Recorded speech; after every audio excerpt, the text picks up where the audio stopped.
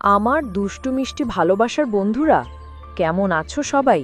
আশা করি অনেক অনেক ভালো আছো। আমি তোমাদের নীলু আপু চলে এসেছি নতুন গল্প নিয়ে। আজকের গল্পটি শুনলে তোমাদের দাঁড়িয়ে যাবে, তাই গল্পটি শোনার আগে অবশ্যই হেডফোন ব্যবহার করো। আমার বড় এক ভাই আর আমি যে ঘটনাটা বলতে চাচ্ছি তা আমার বড় ভাবিকে নিয়ে। বড় ভাই বিয়ে করে ২০০৩ সালে, আর ভাইয়া বিয়ে করে আমার ভাবির পরিবারের সবাই মিরপুরেতেই থাকে, আর বিয়ে দেয়া হয় একই জেলাতে, মানে ঢাকাতে। আমি যখন ভাবির প্রতি দুর্বলতা অনুভব করি তখন তার বয়স ২৩ বছর।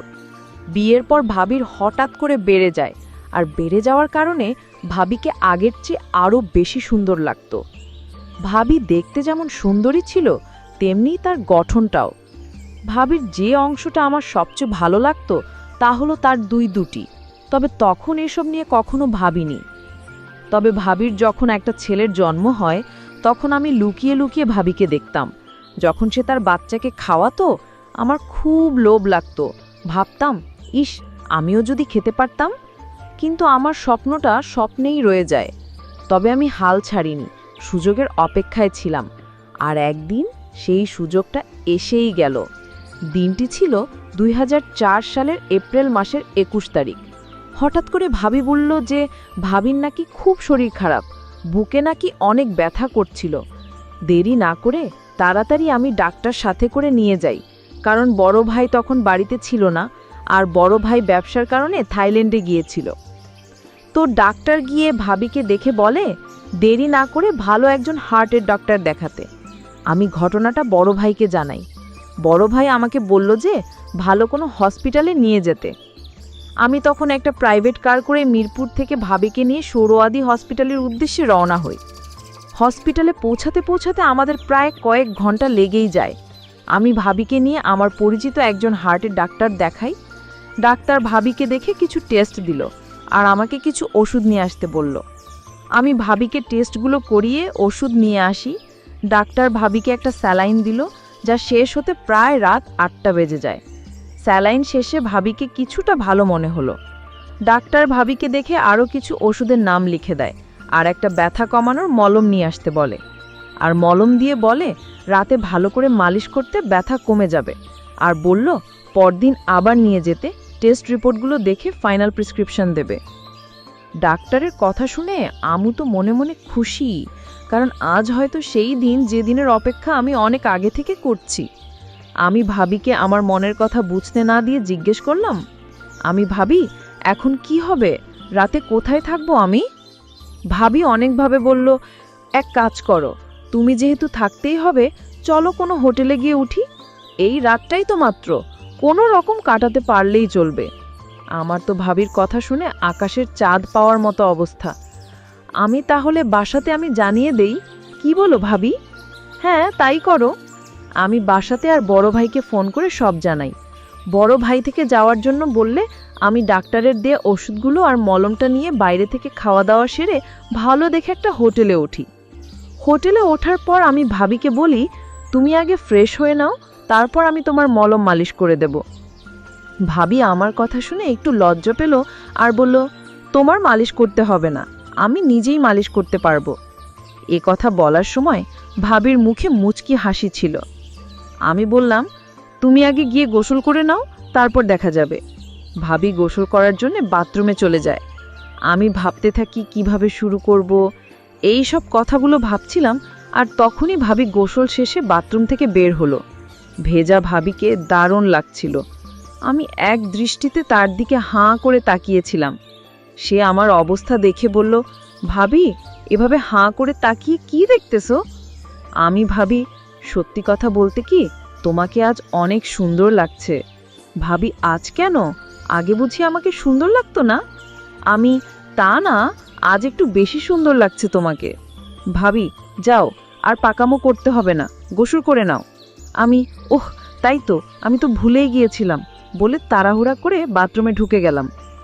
গোসল শেষে হাফ প্যান্ট পরে যখন বের হলাম তখন ভাবি আমার দিকে তাকিয়ে মুচকি মুচকি হাসছিল। আমি, কি? আমি তো হাসিনি। আমি দেখছি। আচ্ছা, তোমার এখন কেমন লাগছে ভাবি? ভাবি, আগের চেয়ে একটু ভালো, তবে বুকের ব্যথাটা এখনো তেমন কমেনি। তুমি ওষুধগুলো খেয়ে শুয়ে পড়ো, আমি তোমার শরীরে মালিশ করে দেব, দেখবে কমে যাবে। ভাবি, বললাম না আমি নিজেই মালিশ করতে পারবো, তোমাকে কষ্ট করতে হবে না বলে ভাবি ওষুধগুলো খেলো। তুমি পারবে না। কেউ কি নিজের শরীর মালিশ করতে পারে? অথচ বাড়াগাড়ি না করে সুন্দর করে লক্ষ্মী মেয়ের মতো শুয়ে পড়ো। ভাবি আর কি করবে, আমার বায়নার কাছে হার মেনে শুয়ে পড়ল আর বলল, অনেক তো মালিশ করার শখ, আজ দেখব কেমন মালিশ করো। আমি বললাম, ওমা, তুমি কাপড় পরে থাকলে মালিশ করব কিভাবে? ভাবি, আমি তোমার সামনে কাপড় খুলতে পারবো না। আমি কি তোমার পর নাকি যে আমার সামনে লজ্জা পাচ্ছ? আর আমি তো তোমাকে সব কাপড় খুলতে বলছি না, শুধুমাত্র শাড়িটা। ভাবি, আচ্ছা বাবা, ঠিক আছে। আমি তো এক পলকে তাকিয়ে আছি। তখন আমি মলমটা নিয়ে মালিশ করা শুরু করলাম। ভাবি আমার হাতের পেয়ে চোখ বন্ধ করে ফেলে। আমি আস্তে আস্তে তার চারপাশে মালিশ করতে থাকি। আমি ভাবিকে জিজ্ঞাসা করলাম, ভাবি, এখন কেমন লাগছে তোমার? ভাবি, অনেক ভালো লাগছে। তুমি নিজেই করতে পারতে এমন মালিশ? ভাবি, কখনো না। তাহলে তখন তো খুব বলছিলে তুমি নিজেই মালিশ করতে পারবে। ভাবি, এমনি বলেছিলাম। সত্যি কথা বলতে কি, তোমাকে বলতে আমার লজ্জা করছিল। এখন লক্ষ্মী মেয়ের মতো চুপ করে শুয়ে থাকো, আমি ভালো করে মালিশ করে দেই, দেখবে তোমার ব্যথা কমে যাবে। ভাবি, ঠিক আছে বলে চুপ করে শুয়ে রইল। দেখলাম ভাবি কিছু বলছে না। সাহস করে বললাম, ভাবি, একটা কথা বলি। ভাবি, বলো। ভাবি কিছু না বলে চুপ করে রইল। দেখে আমি আবার বললাম, ভাবি, তোমার খুলে দেই? ভাবি, দেখো, এগুলো ভালো না। তুমি আমার আপন দেবর, আর আমি কিভাবে তোমার সামনে অর্ধনগ্ন হব? আর আমি তাড়াহুড়োর ভিতরে কিছু পড়েনি। এখানে তো তুমি আর আমি ছাড়া আর কেউ নেই। আর এখানে খারাপের কি আছে? আমি তো তোমার ওগুলো অনেকবার দেখেছি, তাই আমার সামনে লজ্জা কিসের? আমি তো শুধু তোমার ভালোর জন্য বলছিলাম। এই বলে একটু অভিমানের ভঙ্গি করে বললাম, থাক, লাগবে না, বলে আবার মন দিলাম। ভাবি কিছুক্ষণ ভেবে বলল, ওমা, আমার দেবরটা দেখি আমার উপর রাগ করেছে, বলে আমার মাথাটা তার দিকে তুলে নিল আর বলল, ভাবি, আচ্ছা, তুমি কি বুঝি আমাকে লুকিয়ে লুকিয়ে দেখতে? দেখবর, ভাবি, এসব ঠিক না। আর কেউ জানলে আমার তো সর্বনাশ হয়ে যাবে। তোমার কি মাথা খারাপ নাকি? আমি কেন কাউকে বলতে যাব? তোমাকে লুকিয়ে দেখার কি আছে? তোমার ছেলেটাকে যখন তুমি খাওয়াতে, তখন তো আমি অনেকবার দেখেছি, তবে সেটা অনেক আগে। আর একদিন বড় ভাই যখন খাচ্ছিল, তখন আমি দেখছি। ভাবি, আচ্ছা, তাই বুঝি এখন আমার এগুলো আবার কাছ থেকে দেখতে ইচ্ছে করছে? এই বলে ভাবি তার দ্বীপ বলল, দেখো, তোমার যত ইচ্ছে দেখো, আর এগুলোকে একটু ভালো করে মলম মাখে। আমি তো খুশিতে ভাবি বসিয়ে দেই। তারপর 2 হাত দিয়ে ভাবির শক্ত শক্ত 2টা ভাবিরগুলো দেখতে খুব সুন্দর ছিল। আমি মনের সুখে অনেকক্ষণ পর ভাবিকে বললাম, ভাবি, তোমাকে একটা কথা বলি, রাগ করবে না তো? ভাবি, না, রাগ করব না। আমি তোমাকে অনেক ভালোবাসি। ভাবি, আমিও তোমাকে অনেক অনেক ভালোবাসি। আমি তোমার অনেক ভালোবাসি। ভাবি হতভম্ব হয়ে বলে, আমাকে কি? সত্যি বলছি ভাবি, তোমাকে আমি সবসময় লুকিয়ে লুকিয়ে দেখতাম। ভাবি, কি বলছো তুমি এসব কথা? আর কি কি দেখেছো আমার? বললে তুমি রাগ করবে না তো? ভাবি, না, করব না, বলো। একদিন তোমাকে বড় ভাই কাজটাও আমি দেখছি, আর তখন থেকে আমারও তোমাকে খুব ইচ্ছা করত। ভাবি না বোঝার ভান করে, কি ইচ্ছা করতো তোমার আমার সাথে? বড় ভাই যা করছিল। ভাবি, তোমার কি মাথা খারাপ হয়েছে নাকি? তুমি জানো তুমি সব কি বলতেছো? তাছাড়া আমরা ভাবি দেবর।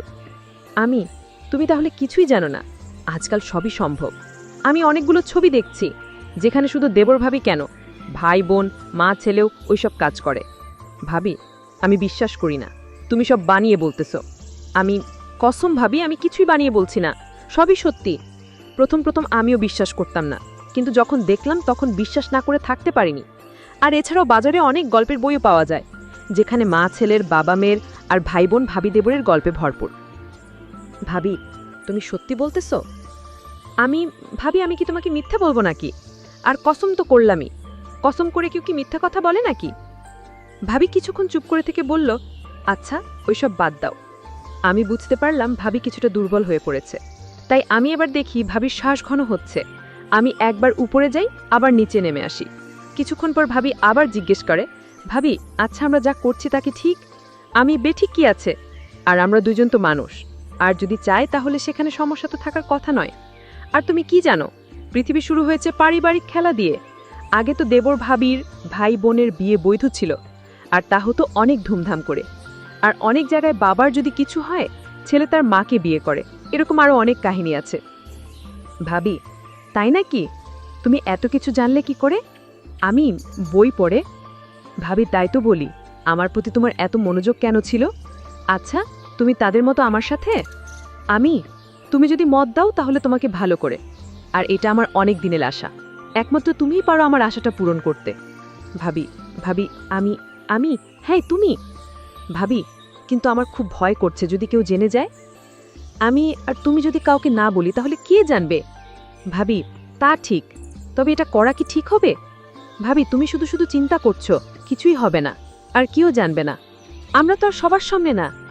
এইসব কথা বলতে বলতে আমি ভাবির কাছে যাই। ভাবি এতক্ষণ খেয়ালই করেনি।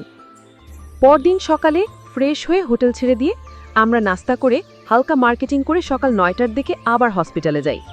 ডাক্তার বলে চিন্তার কোনো কিছু নাই, রিপোর্ট নর্মাল, তবে যে ওষুধগুলো দিয়েছি তা চালিয়ে যান, আর 1 মাস পরে এসে আরেকবার চেক আপ করে নেবেন। আমরা ডাক্তার থেকে বিদায় নিয়ে বাসার দিকে রওনা দেই। আর ওই দিনের পর থেকে আমাদের প্রতিদিনই হয়ে থাকে। আবার কখনো ভাইয়া যদি দেশের বাহিরে যায় তখন আমাদের রাতেও হয়।